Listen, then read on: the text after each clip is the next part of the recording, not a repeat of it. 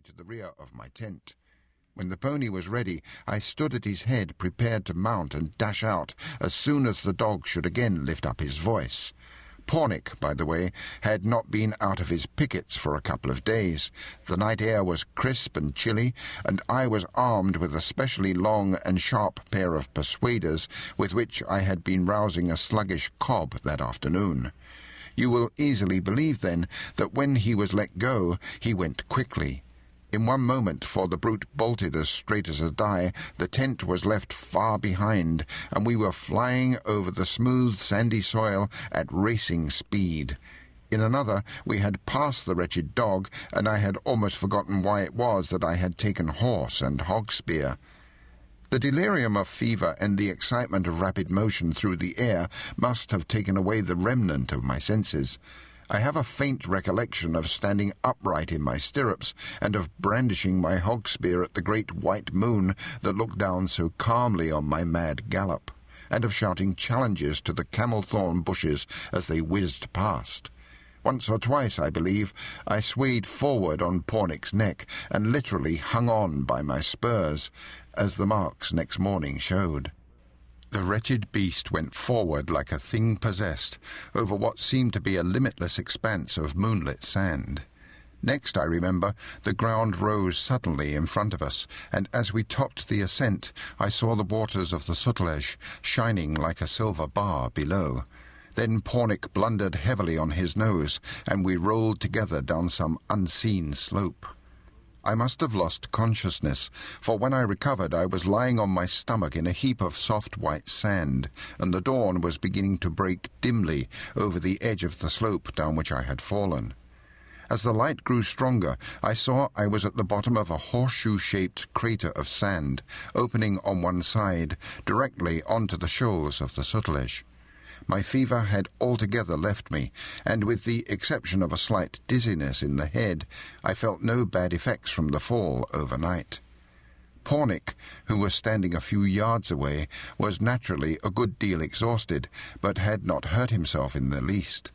His saddle, a favourite polo one, was much knocked about, and had been twisted under his belly. It took me some time to put him to rights, and in the meantime I had ample opportunities of observing the spot into which I had so foolishly dropped. At the risk of being considered tedious, I must describe it at length, inasmuch as an accurate mental picture of its peculiarities will be of material assistance in enabling the reader to understand what follows. Imagine, then, as I have said before, a horseshoe-shaped crater of sand with steeply graded sand walls about 35 feet high. The slope, I fancy, must have been about 65 degrees. This crater enclosed a level piece of ground about 50 yards long by 30 at its broadest part, with a rude well in the centre. Round the bottom of the crater, about 3 feet from the level of the ground proper, ran a series of 83 semicircular, ovoid, square and multilateral holes, all about 3 feet at the mouth. Each hole, on inspection, showed that it was carefully shored internally with driftwood and bamboos, and over the mouth a wooden dripboard projected, like the peak of a jockey's cap, for 2 feet. No sign of life was visible in these tunnels, but a most sickening stench pervaded the entire amphitheatre, a stench fouler than any which my wanderings in Indian villages have introduced me to. Having remounted Pornick, who was as anxious as I to get back to camp, I rode round the base of the horseshoe to find some place whence an exit would be practicable. The inhabitants, whoever they might be, had not thought fit to put in an appearance, so I was left to my own devices. My first attempt to rush Pornick up the steep sandbanks showed me that I had fallen into a trap exactly on the same model as that which the antlion sets for its prey. At each step, the shifting sand poured down from above in tons and rattled on the dripboards of the holes like small shot. A couple of ineffectual charges sent us both rolling down to the bottom, half choked with the torrents of sand, and I was constrained to turn my attention to the river bank.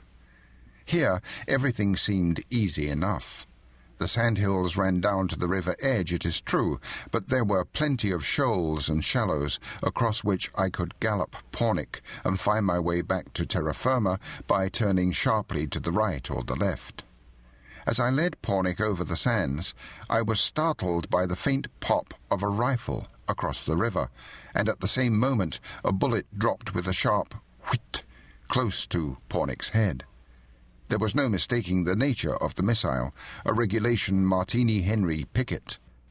About 500 yards away, a country boat was anchored in midstream, and a jet of smoke drifting away from its bows in the still morning air showed me whence the delicate attention had come. Was ever a respectable gentleman in such an impasse?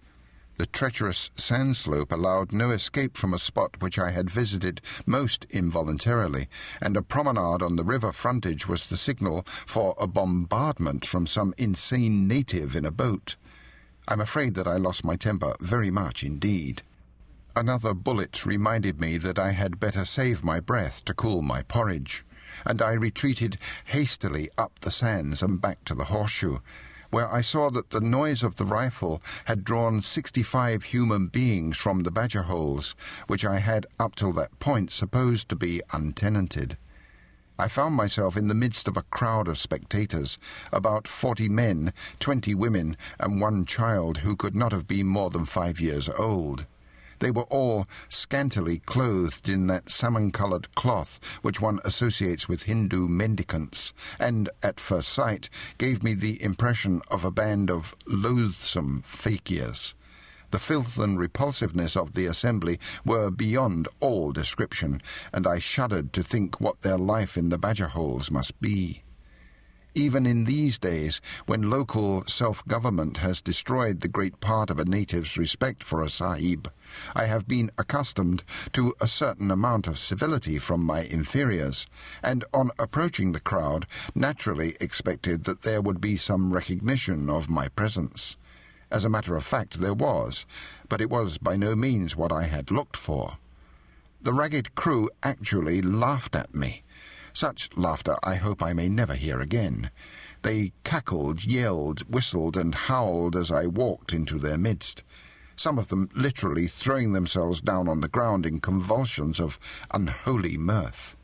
In a moment I had let go Pornic's head, and, irritated beyond expression at the morning's adventure, commenced cuffing those nearest to me with all the force I could. The wretches dropped under my blows like ninepins, and the laughter gave place to wails for mercy, while those yet untouched clasped me round the knees, imploring me in all sorts of uncouth tongues to spare them. In the tumult, and just when I was feeling very much ashamed of myself for having thus easily given way to my temper, a thin, high voice murmured in English from behind my shoulder, "Sahib, Sahib, do you not know me? Sahib, it is Gunga Das, the telegraph master." I spun round quickly and faced the speaker. Gunga Das. I have, of course, no hesitation in mentioning the man's real name. I had known 4 years before as a Deccani Brahmin lent by the Punjab government to one of the Khalsia states. He was in charge of a branch telegraph office there, and when I had last met him was a jovial, full-stomached, portly government servant with a marvellous capacity for making bad puns in English, a peculiarity which made me remember him long after I had forgotten his services to me in his official capacity. It is seldom that a Hindu makes English puns. Now, however, the man was changed beyond all recognition.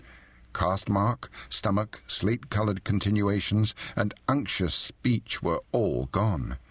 I looked at a withered skeleton, turbanless and almost naked, with long matted hair and deep-set codfish eyes. But for a crescent-shaped scar on the left cheek, the result of an accident for which I was responsible, I should never have known him. But it was indubitably Gunga Das, and, for this I was thankful, an English-speaking native who might at least tell me the meaning of all that I had gone through that day. The crowd retreated to some distance as I turned towards the miserable figure and ordered him to show me some method of escaping from the crater. He held